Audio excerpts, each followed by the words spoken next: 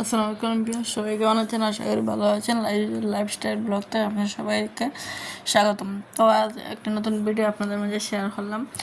Video আসলে এখন gap হয়ে যায়, একটু ব্যস্ততা আর গরম প্রচণ্ড। তো আজকে কাজ করতেছি ঠিকই, কিন্তু অনেক বেশি গরম, এত বেশি গরম যেন যা সহ্য করার মতন না। তারপর তো আমাদের সংসারে কাজ করতে হবে যতই গরম হোক। তো আস্তে আস্তে বাসাটা একটু ডিপ ক্লিন করে নিতেছি, যেহেতু সামনে ঈদও চলে আসতেছে। তো আমরা আগে ফ্রিজটা সকালে সব কিছু ধুয়ে ছাদে নিয়ে মেলে দিয়ে আসলাম। এগুলো সব কিছু শুকাইয়া তারপর এগুলো গোছাবো। তো এদিকে একটু একটু করে ফ্রিজটা আগে মুছে নিতেছি। আসলে ফ্রিজ পরিষ্কার করা অনেক ঝামেলার ব্যাপার আর সময়ের সাপেক্ষেও। তো একটু সময় নিয়ে এই ফ্রিজটা পরিষ্কার হলাম, যেহেতু এটা অনেক দিন আবার পরিষ্কার করতে হইব।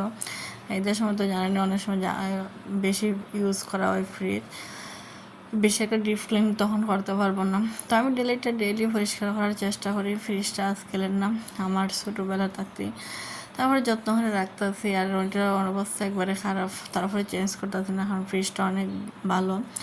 তো ভালো ফ্রিজটা মন চায় না। আবার এখন যে জিনিসপত্র দুদিন পর পরে নষ্ট হয়ে যায়, আগের জিনিসপত্র কিন্তু অনেক অনেক দিন যায়, যা বলার বাইরে। কিন্তু জিনিসটা পুরানো হলে কিন্তু মানে খাস করে অনেক ভালো, সার্ভিসও ভালো দেয়।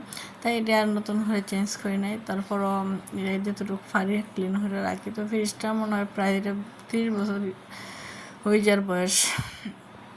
তারপর যাই ফ্রিজটা একবারও মেরামত করা হয় নাই, যেমনি ফ্রিজটা এমনি ওই। তো 2-3 বার বাসা চেঞ্জ করছি। তারপরে অনেক জামা কেতা গেছে, প্রেশার গেছে। তারপরে যাই হোক ফ্রিজটা আমার ভালো আছে, তাই চেঞ্জ করে নিই। তো যার যেহেতু দিন যাইতে পারে।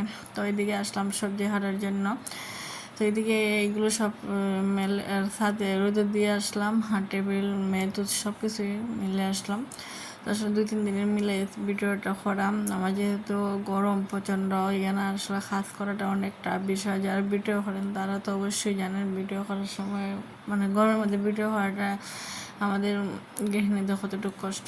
তো যাই হোক, আমি এদিকে করলাগুলো কেটে নিতেছি। আর করলাগুলো এভাবে শাক করে বাজি হলে অনেক মজা লাগে। যারা করলা খাইতে পারেন এভাবে শাক করে আর বোতলে বাজি হয়ে নেবেন, যেন আলু চিপসের মতন, এবার অনেক টেস্ট পাবেন। আর আমার খুব বেশি ভালো লাগে। যে সময় দেখি যে কিছু মন চায় না, তখন এটা আমি খাই, আমার খুব মজা লাগে। নষ্ট হইব তার মধ্যে ভাবলাম যে এগুলো শাক করে বিরান হয়ে নিই। তা খাওয়া হইলো, আমার নষ্ট হইলো না, যেহেতু কেনা সবজি তো অনেক দাম। তো পেঁয়াজ সব হাঁটা শেষ করলাম। এদিকে বাজির জন্য পেঁয়াজগুলো হাঁটতে রাখতেছি। তো হাঁটাহাঁটি শেষ করে আগে রান্না বসাবো। এইদিকে তো রুমও গুছাবো। রুমের গুছানো আসলে শেষ হইতেছে না, দিন দিন যেমন শরীরও সুস্থ আছে আর কাজের চাপটাও যেন বাড়তেছে। তো যাই হোক, সব কিছু মিলিয়ে করতে হইতেছে। আজকে আমার বেডরুমটা খুবই ডিপ ক্লিন করলাম। তো শেয়ার করতে পারি নাই, যেহেতু বুঝে নিই গরমের মধ্যে সব কিছু মেনটেন করে ভিডিও করা আসলে সম্ভব না। তো ফাইনাল লুকটা আপনাদের সামনে একটু শেয়ার করে নিলাম, আশা করি দেখবেন। আর আপুরা বাইরে সবাই ভিডিওটা লাইক কমেন্ট করবেন। আসলে ভিডিও তো তেমন ভিউজ হয় না, লাইক কমেন্ট হয় না, যে এখানে ভিডিও করতে আর ভালো লাগে না। যে ভালো লাগে তো একটু কমেন্ট করবেন, জানাবেন, ভুল হলে বলবেন, শুধানোর চেষ্টা করবো। আর আজকে যেহেতু অনেক প্রচণ্ড গরম, এখন বিকালে ছাদে চলে আসলাম, আর কোনো ভিডিও নেওয়া হয় নাই, শুয়ে রয়েছিলাম। ঘুমতে উঠে দিকে অনেক বাতাস, তাই ছাদে চলে আসলাম। আর বিকালবেলাটা ছাদে বসে থাকাটা অনেক ভালো লাগে। সব দিন হয়তো সম্ভব না, ঘুমও থাকে। তো আজ মেয়ে আর আমি চলে আসলাম, গরমের মাঝে তো আর ঘুমাতে পারতেছি না। তো এদিকে মেয়ে আজকে ভিডিও করতেছে, আমি বসে রয়েছি, বলতেছে আম্মু আমি ভিডিও করি, তুমি এটা রেস্ট নাও। তো আমি বসে বসে দেখতেছি আমার ভিডিও করাগুলো। তো এইদিকে ও কি হতেছে, রাতে চলে আসলাম। আর আসলে গরমের জন্য আমি কিন্তু প্যাকেটে আনবক্স করিনি, ওই স্কুল আসিল। এখন বলতেছে যে না এটা দেখবো, এটার ভিতরে কী কে আছে। তো যাই হোক, ও খুলতেছে ওর মতন হয়ে, দেখুক ওর কী আছে। তো আমি আসলে এখানে একটা আমার জন্য 3 পিস, মেয়ের জন্য কাপড়, জামার কাপড়ে সব কিছু মিলে এইটার মধ্যে আছে। তো আমি গস কাপড় কিনে আনছি, আর আপু আমাকে নিজেকে কাস্টমার করে ড্রেসটা বানানো হয়েছে। তো উনি খাটে উঠে সব কিছু রেডি করে দিছেন। আর ওনারটা কাজ করবো আমি নিজে, তো উনি শুধু আর্ট করে দিয়েছেন।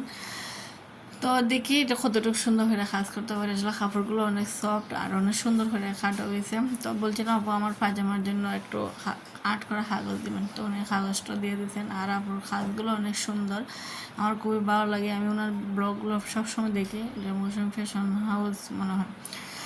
তো ওনার কাছে আমি সবসময় আমার যা কাপড় লাগে, আমার মেয়েরও কাপড় লাগে, সব তো ওনার কাছে আনার চেষ্টা করি।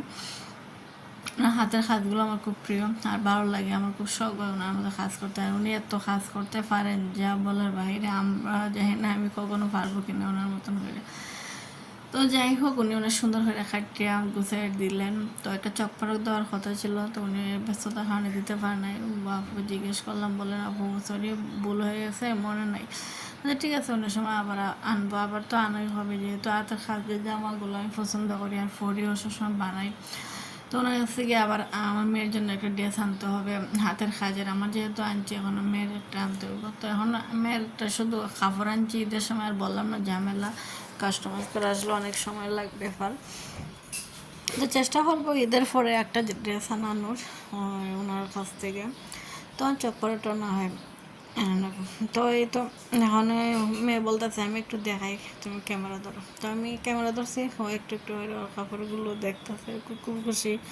কিন্তু ওর কাপড় না, তারপর ভালো লাগতেছে, ও ফিলস করতেছে। যেখানে ওরও আছে মানে গস কাপড়, এগুলো গস কাপড় আনাইছে। এইগুলো কাপড় অনেক সফট, কিন্তু অনেক আরাম। তাই ভালো থাকুন বিয়ের সবাই, আসসালামু আলাইকুম।